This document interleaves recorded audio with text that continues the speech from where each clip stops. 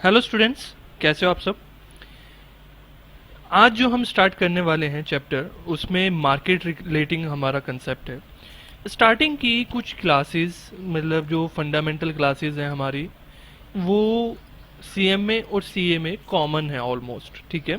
जहाँ जहाँ चेंज होगा वो मैं बता दूंगा, और बाद का जो हमारा सिलेबस है वो कम्प्लीटली चेंज है।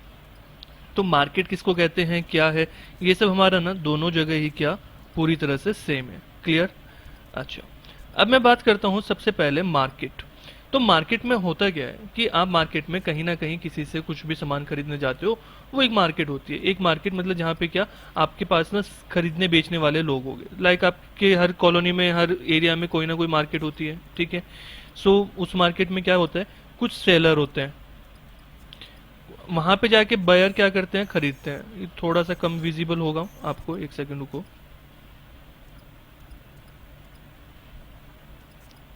इसमें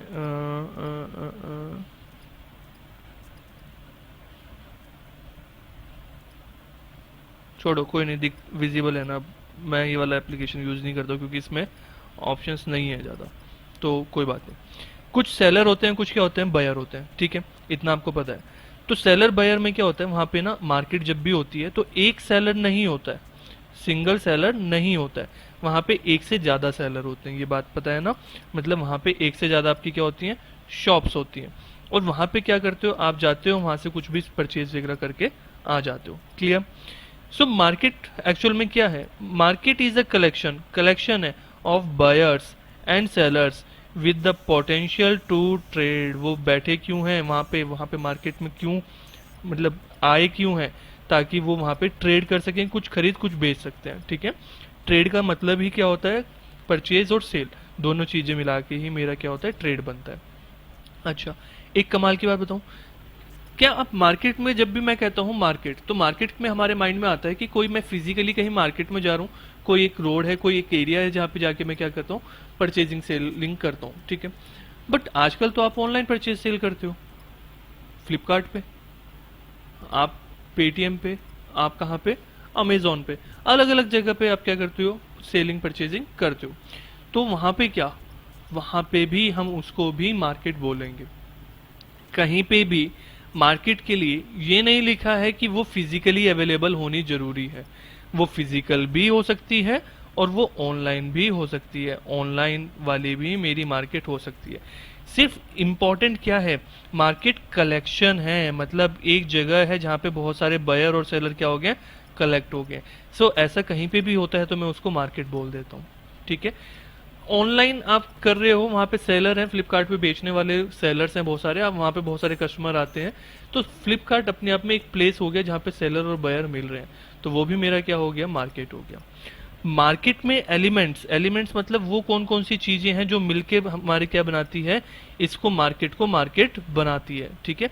वो कौन कौन सी चीजें हैं जो मार्केट को मार्केट बनाती हैं। वहां पे बायर्स का होना जरूरी है ना, जब तक बायर नहीं होंगे तो काम कैसे चलेगा। सेलर का होना जरूरी है, जब तक सेलर नहीं होंगे तो काम कैसे चलेगा। कुछ प्रोडक्ट होना चाहिए जो वो बेचेगा खरीदेगा, या फिर कुछ सर्विस होनी चाहिए। सर्विस के केस में भी हम मार्केट बोलते हैं। मतलब जैसे मैं आपको कह रहा हूँ, एक एरिया हो गया जहाँ पे, मतलब या कोई लोकेशन होगी, चाहे ऑनलाइन चाहे ऑफलाइन, जहाँ पे बहुत सारे एडवोकेट्स अवेलेबल हैं, तो वहाँ पे भी क्या होगा, उसको भी मैं मार्केट बोलूंगा। जैसे आपकी कोई डॉक्टर्स की वेबसाइट्स होती है ऑनलाइन, तो डॉक्टर्स की वेबसाइट में भी वहाँ पे क्या होता है, वो डॉक्टर, ऑनलाइन डॉक्टर अपनी एडवाइस दे रहे होते हैं। सो वहाँ पे भी क्या होता है कि वो भी एक प्लेस है, मार्केट है, जहाँ पे डॉक्टर्स अपनी सर्विसेज दे रहे हैं और आप उनकी सर्विस ले रहे हो।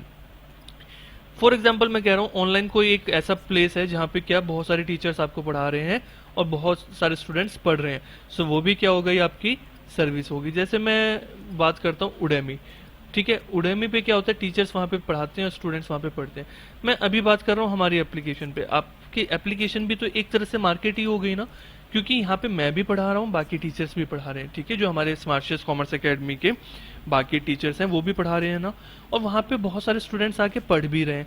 सो ये भी मैं एक तरह से इसको भी मार्केट बोल सकता हूँ।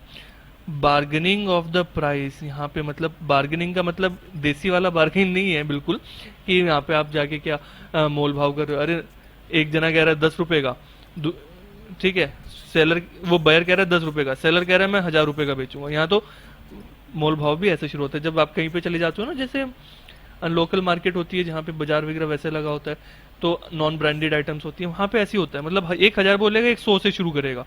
तो गर्ल्स के साथ होंगे तो वो ऐसे ही होगा, वो तो 100 से शुरू करेंगे, और ये बेचारा 1000 से करते करते करते करते करते 200 पे आ जाएगा, और ये 100 से सिर्फ 200 पे आएंगी। तो बार्गेनिंग पावर गर्ल्स की ज़्यादा होती है, ठीक है। हाँ देखो, मैं बुराई नहीं कर रहा हूँ, अच्छी बात है ये। सो वहाँ पे मतलब प्राइस में क्या होता है, मतलब कम ज़्यादा आपके हो सकते हैं, और आप उसको अरेंज कर सकते हो। Knowledge about the market condition, जो मार्केट की कंडीशन है ना, उसकी नॉलेज होना भी ज़रूरी है। मतलब जिस मार्केट में आप जा रहे हो, तो ये भी पता होना चाहिए मार्केट कैसी है। पहले तो मार्केट के बारे में पता होना चाहिए, ठीक है। सेलर को भी पता होना चाहिए, बायर को भी पता होना चाहिए मार्केट है कैसी। उसके अलावा वहाँ पे कौन कौन सेलर है, किस तरीके के बायर्स हैं, आपको ये भी पता होना चाहिए। मंदी का टाइम है, महंगाई का टाइम है, ये भी आपको थोड़ा आइडिया होना चाहिए। वहाँ पे कौन कौन अपनी सर्विसेज दे रहा है, किस किस तरीके की सर्विस है, ये भी आपको पता होना चाहिए। वन प्राइस फॉर प्रोडक्ट और services at a given time.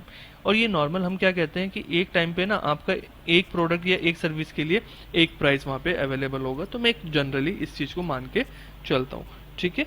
देखो प्रैक्टिकली ऐसा नहीं होता है कि मतलब मैं अगर ये कहूँ कि एक ही प्राइस पे सारी चीज़ें सेल हो रही होंगी, नहीं, ऐसा नहीं होता है ना। आप फ्लिपकार्ट पे भी जाते हो तो फ्लिपकार्ट पे एक भी चीज़ खरीदनी है तो आपने कभी ध्यान दिया हो, वहाँ पे एक से ज़्यादा सेलर्स होते हैं, आपके पास बाइंग ऑप्शंस होते हैं। ऐसे अमेजोन पे तो काफ़ी क्लियरली विजिबल होता है, तो वहाँ पे एक से ज़्यादा आपके पास क्या होते हैं, सेलर्स होते हैं। तो आपके पास ऑप्शन होता है, आपको एक बायर से नहीं खरीदना, दूसरे से खरीद सकते हो, और उनके बीच में क्या रेट में डिफरेंस होता है। ऐसी मार्केट में आप कहीं जाओगे तो जरूरी नहीं है ना सबका सेम रेट हो, तो अलग अलग रेट हो सकते हैं। अब हमारे पास कुछ टर्म्स आती हैं, free goods, price, value in use, value in exchange of economic value. ये वाले जो पॉइंट्स है ना, ये डायरेक्टली आपको सीएमए स्टूडेंट्स को कह रहा हूँ, आपकी बुक में नहीं मिलेंगे आपको। ये मेनली सीए का पार्ट है, बट सीएमए स्टूडेंट्स पढ़ लेना, क्योंकि बेसिक टर्म्स है आपको पता होनी जरूरी है, ठीक है। सबसे पहले मैं क्या कहता हूँ, मैं इसको हाईलाइटर ही ले लेता हूँ ना। सबसे पहले क्या कह रहा हूँ, फ्री गुड्स, फ्री गुड्स की बात कर रहा हूँ।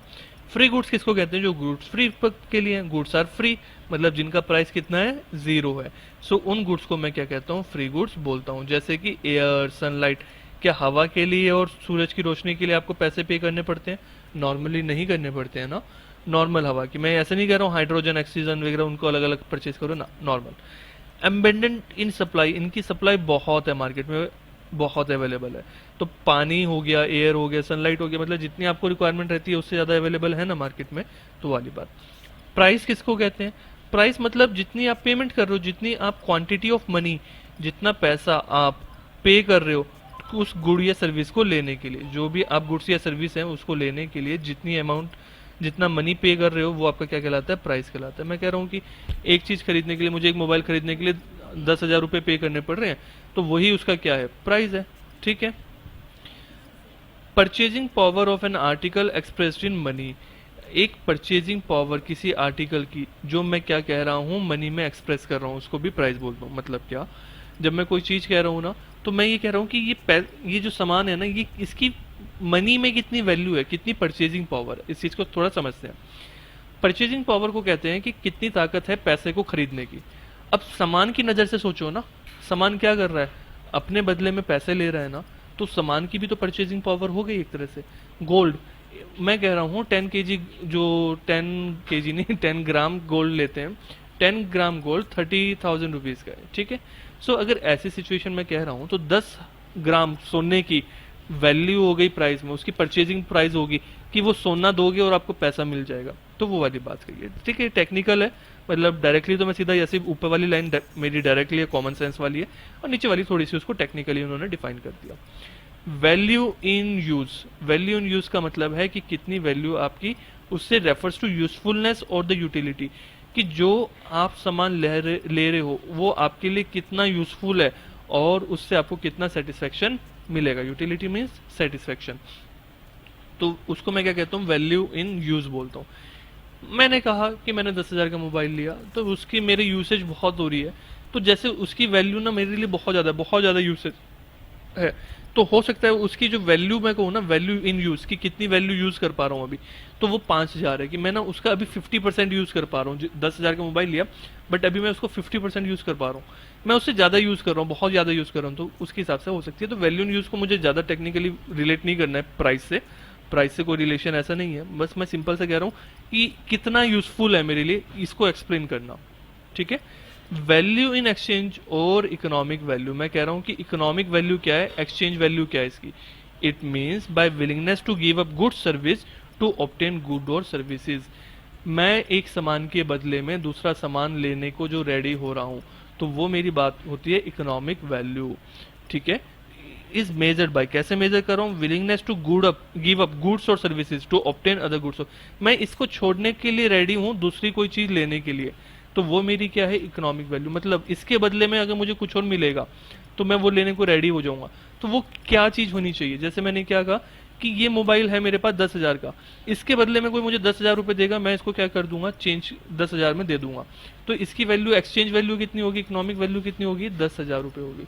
मैंने कहा कि मैं आपको ना ये मोबाइल है मेरे पास, ये मैं आपको दे दूंगा, बदले में आपसे मैं क्या एक्सपेक्ट करता हूँ, 2 ब्रांडेड टी शर्ट एक्सपेक्ट कर रहा हूँ। तो इसकी एक्सचेंज वैल्यू कितनी होगी, मैं अगर बात करता हूँ इकोनॉमिक वैल्यू कितनी होगी, 2 ब्रांडेड शर्ट्स के बराबर में। ठीक है। सो देखो सब कॉमन नहीं है, मतलब मैं price value, value in exchange similar से है, बट स्लाइटली स्लाइटली डिफरेंट है। प्राइस मतलब जो एक्चुअल में उसका प्राइस है जो मैं पे कर रहा हूँ, वैल्यू इन एक्सचेंज का वो मनी के ऊपर था सारा, प्राइस जो था वो मनी में रेफर कर रहा था, ये मनी के बदले में गुड्स और सर्विस में ज्यादा रेफर कर रहा हूँ कि इसके बदले में जो दूसरी गुड्स और सर्विस लेने को ओके हूँ। In economics only concern with exchange value, मेरा मतलब मेन कंसर्न किससे, इसकी एक्सचेंज वैल्यू कितनी है। जैसे कभी कभी क्या होता है, आपके पास मोबाइल पुराना हो जाता है ना, नए मोबाइल में फ्लिपकार्ट वगैरह पे ऑफर आती है एक्सचेंज में कि इसको पुराने वाले को एक्सचेंज करो, नया ले लो। तो पुराना मोबाइल वैसे मेरा 10,000 का है, बट मैं इसको दे के नया लेना चाह रहा हूँ, ये मेरा 3,000 में जा रहा है, तो इसकी एक्सचेंज वैल्यू कितनी होगी, 3,000 रुपीज। ठीक है।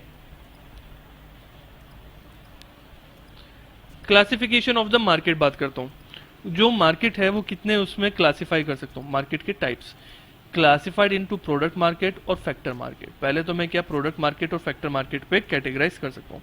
मतलब मैंने क्या मार्केट को ना 2 तरीके से डिवाइड करता हूँ, 2 बेसिस पे, या तो इस बेसिस पे जिसके अंदर क्या प्रोडक्ट और फैक्टर, या फिर इस बेसिस पे जिसको भी हम नीचे देखेंगे। ये ऊपर वाला छोटा सा पॉइंट है, ठीक है, सीएमए के अंदर नहीं है, सीए के अंदर है।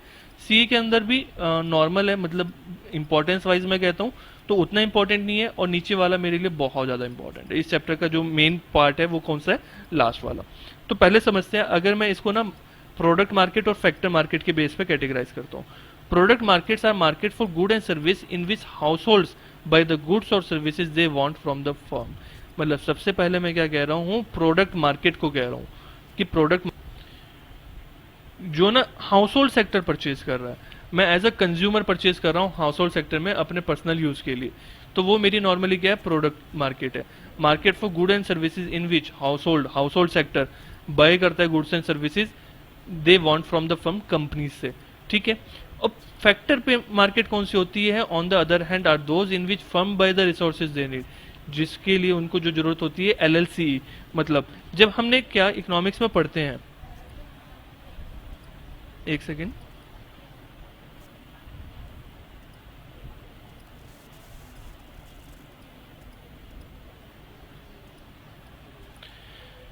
जब हम पढ़ते हैं ना इकोनॉमिक साइकिल, जहाँ पे अलग अलग आते हैं, circular flow of money, circular flow of goods वगैरह, वो हम पढ़ते हैं सर्कुलर फ्लो।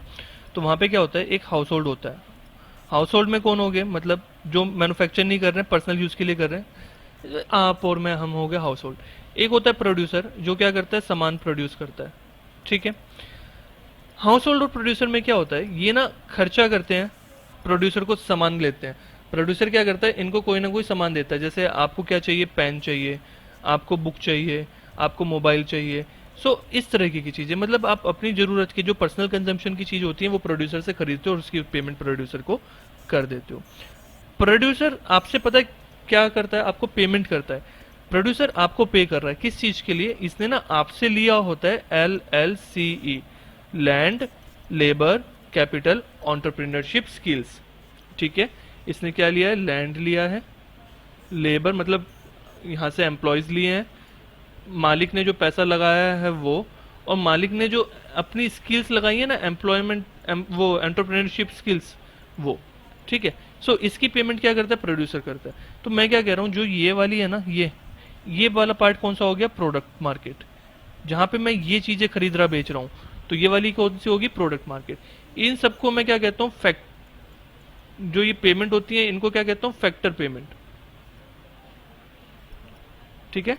जब प्रोड्यूसर इन चीजों के लिए करता है, लैंड कहाँ से मिली, घर, ये हाउस होल्ड सेक्टर ने दिया, आपने और मैंने उनको जमीन दी है, लेबर हम जाके वहां पे लेबर कर रहे हैं, पैसा मालिक कहाँ से आया, हाउस होल्ड सेक्टर से आया। तो कंपनी का अपने आप से तो नहीं आया ना, कहीं से, कभी ना कभी तो उसने किससे ली होगी, सोसाइटी से ली होगी। तो इनको फैक्टर पेमेंट कहते हैं। तो प्रोड्यूसर जहां पे ये चीजें लेता है उसको हम क्या कहते हैं, फैक्टर मार्केट। बात समझ में आई। सो जब मैं नॉर्मल गुड्स एंड सर्विस ले रहा हूँ, मैं कौन, हाउस होल्ड, तो क्या कहलाएगी, प्रोडक्ट मार्केट, जहाँ पे ये सब चीजें मैं खरीद रहा बेच रहा हूँ। जहां से प्रोड्यूसर को ये सारी चीजें मिल रही हैं, एलएलसी मिल रहा है, ये क्या कहलाएगा, फैक्टर मार्केट कहलाएगा। बात समझ में आई, क्लियर हुआ।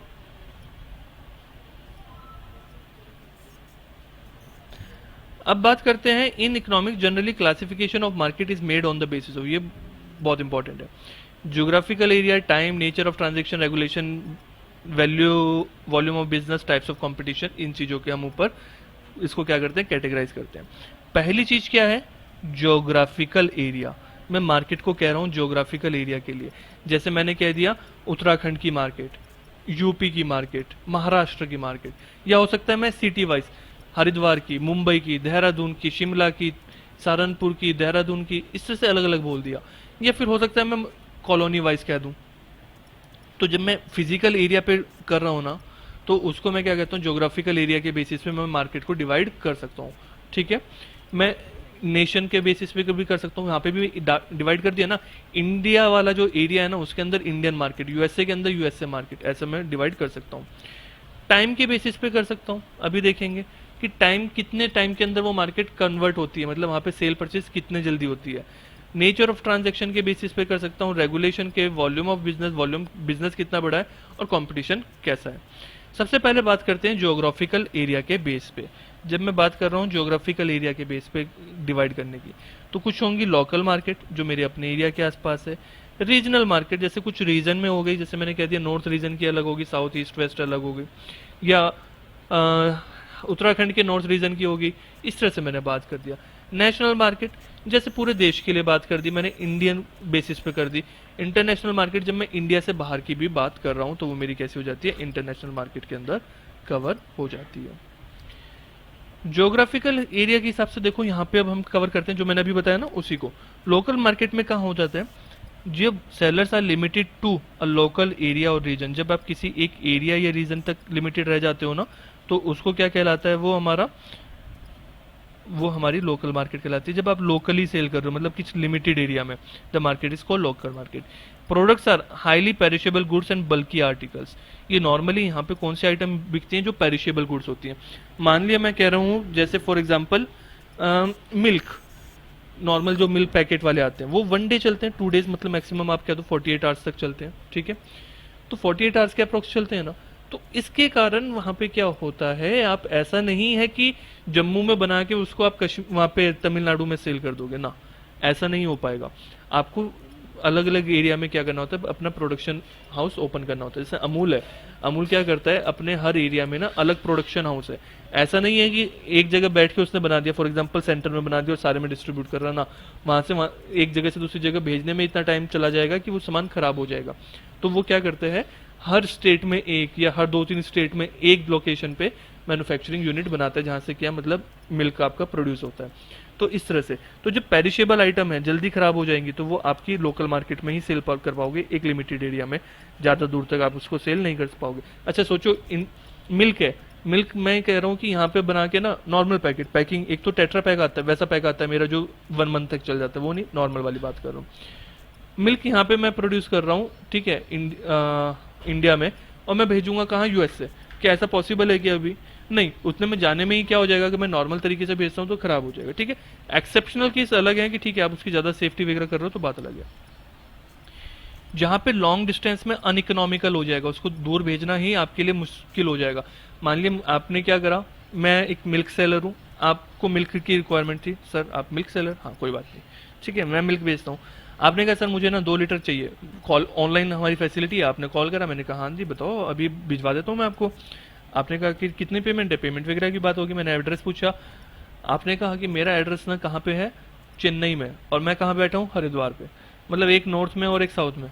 अब मैंने कहा जी आपके पास 2 किलो दूध भिजवाने के लिए मैं कहाँ से भिजवाऊंगा इतनी दूर, हरिद्वार से चेन्नई, एक तो आने में इतना टाइम लग जाएगा और फास्ट तरीके से भिजवा भी दूंगा तो मेरी कॉस्ट इतनी आ जाएगी, इतने का तो मिल्क नहीं है। तो वहां पे भी पॉसिबल नहीं हुआ। जैसे कि hairdresser, retail shop, even ये भी ज़्यादा लंबे टाइम दूर तक नहीं जाती क्योंकि छोटी आइटम होती है, इनकी ट्रांसपोर्टेशन कॉस्ट वरना क्या हो जाती है, ज़्यादा हो जाती है। हाँ देखो बल्क में भेजोगे तो चलेगा, ठीक है।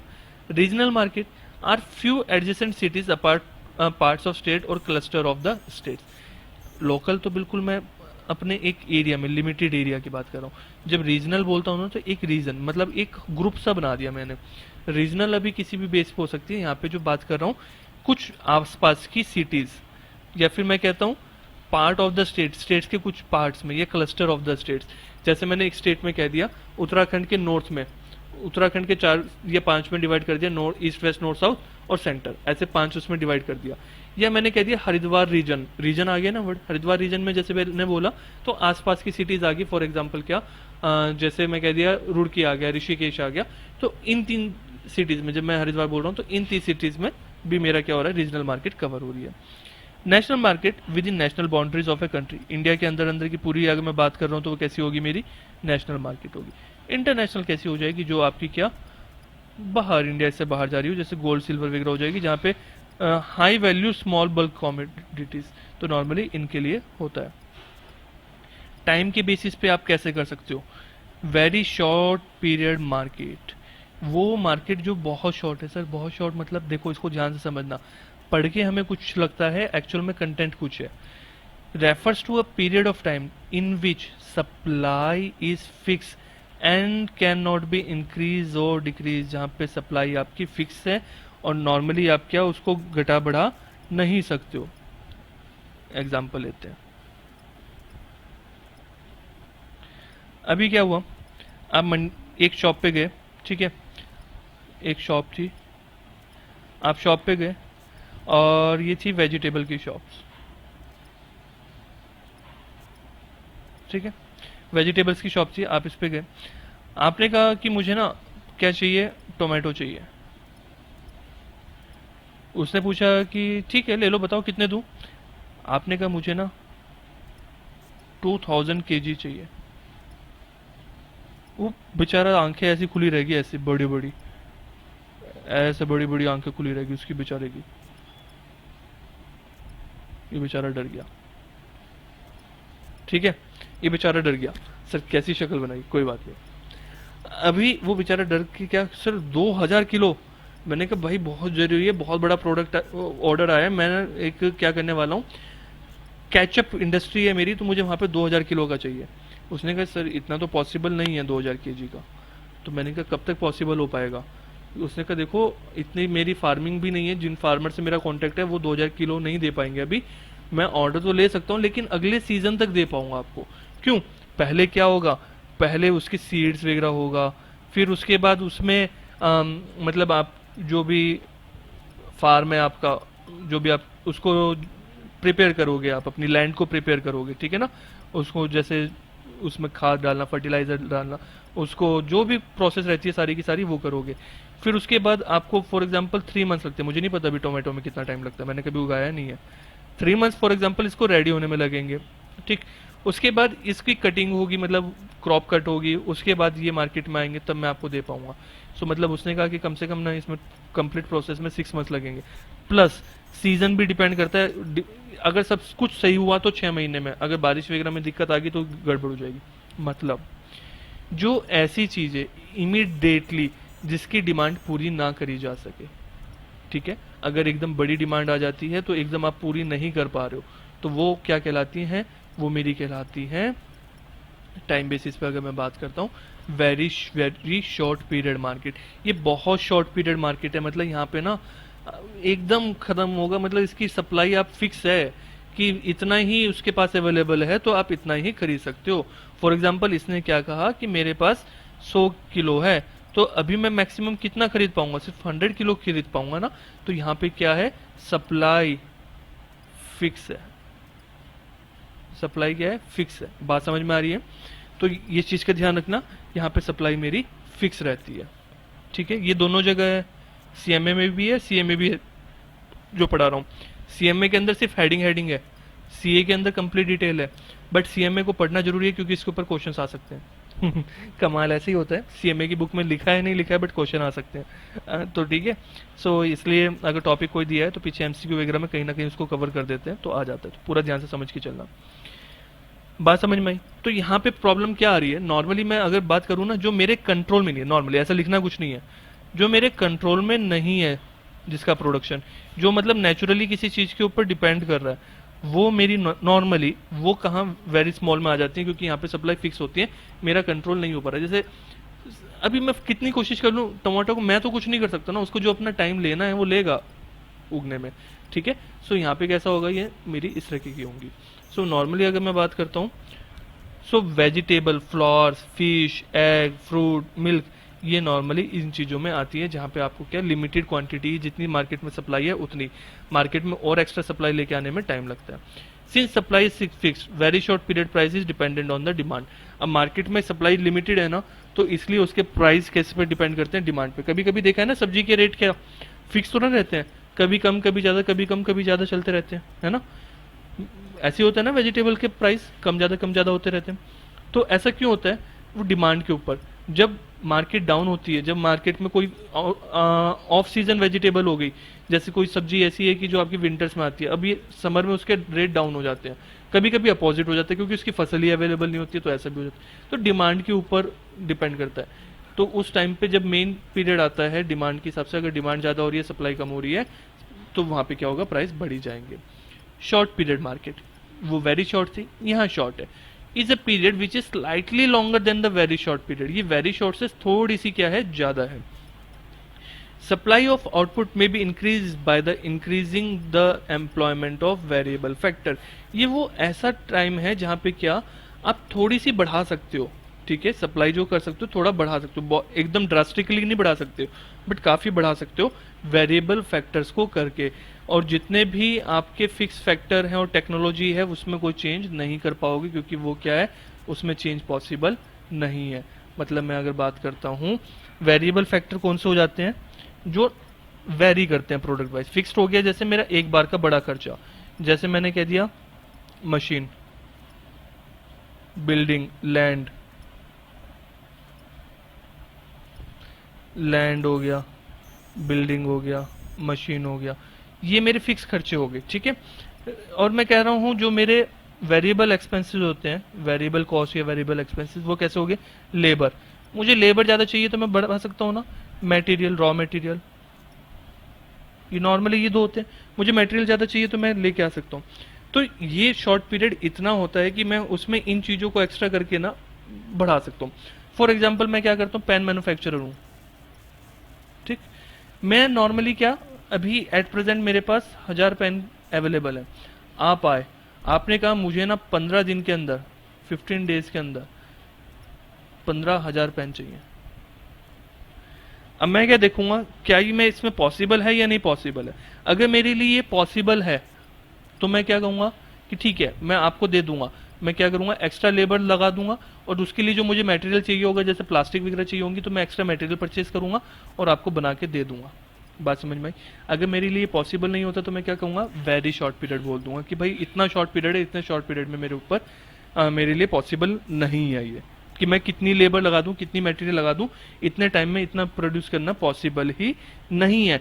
क्यों, इसके लिए मुझे एक्स्ट्रा मशीन चाहिए होंगी। मेरी जो मशीन है ना, वो 15 दिन के अंदर 15,000 बना ही नहीं सकती है, मशीन कम पड़ जाएगी मेरे पास, इतना स्पेस नहीं है मेरे पास।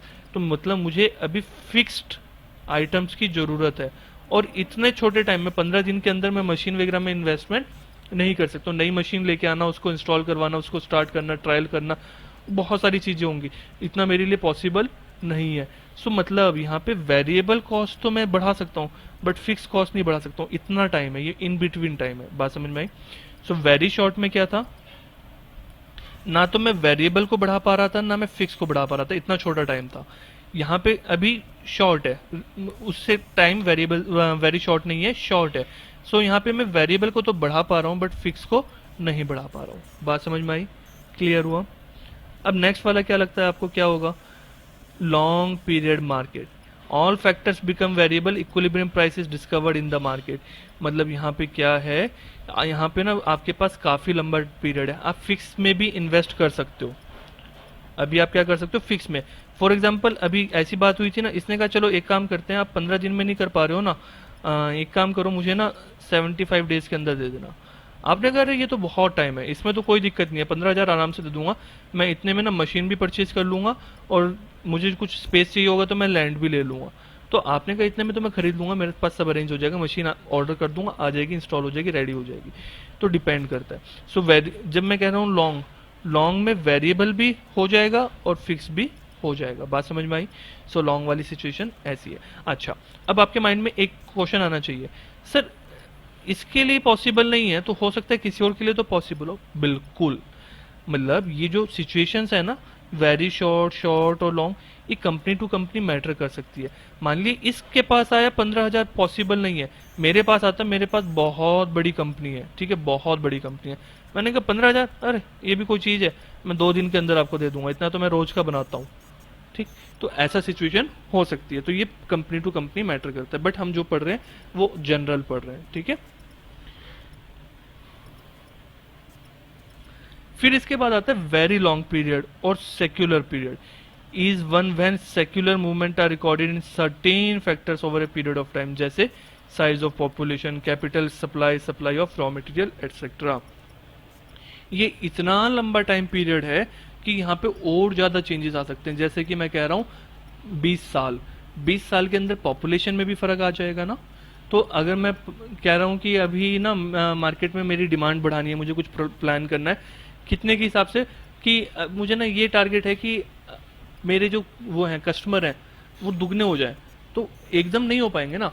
पॉपुलेशन में अगर मैं कहूँ कि ठीक है 50 साल में इंडिया की पॉपुलेशन डबल हो गई, तो अगर ऐसा कह रहा हूँ तो डबल हो गई, वहाँ पे पॉसिबल है कि डबल हो जाए, क्यों, अभी पॉपुलेशन ज्यादा होगी तो कस्टमर डिमांड भी ज्यादा करेंगे ना। तो वाली चीज, मतलब सीधी सी बात, जहाँ पे चेंज आपका पॉपुलेशन तक में आ सकता है, टोटल मार्केट में सप्लाई कितनी है कैपिटल की, कितना पैसा है मार्केट में, टोटल रॉ मटेरियल कितना, इतना टाइम, इतना लंबा टाइम कि आप इन सब चीजों में चेंज कर सकते हो। मार्केट में जैसे भी मैं क्या कह रहा हूँ कि मुझे पेपर बनाने का काम है, लेकिन इतने फॉरेस्ट वही नहीं है, ट्री नहीं है कि मैं पेपर ज्यादा आपका ऑर्डर ले सकूं, इतने ट्री इंडिया में है ही नहीं। बट ऑर्डर मिला मुझे 20 साल बाद, कि 20 साल बाद मुझे आपको देना है, तो ठीक है, अभी मैं 20 साल में पेड़ उगा उगू के उसको ऑर्डर को पूरा करने के लिए पेड़ भी ग्रो कर लूंगा, सब कुछ कर लूंगा, और फिर आपको पेपर भी दे दूंगा। तो ऐसा पीरियड, ठीक है। तो ये वाली चीज वेरी लॉन्ग पीरियड के अंदर कवर हो जाएगी हमारी। अब नेक्स्ट क्लास में हम इसको कवर करेंगे on the basis of nature of transactions, ठीक है। जितना पढ़ा है ना उसको एक बार अच्छे से रीड कर लेना, बुक से जरूर गो थ्रू करना एक बार, उसके बिना फिर अदरवाइज दिक्कत आएगी।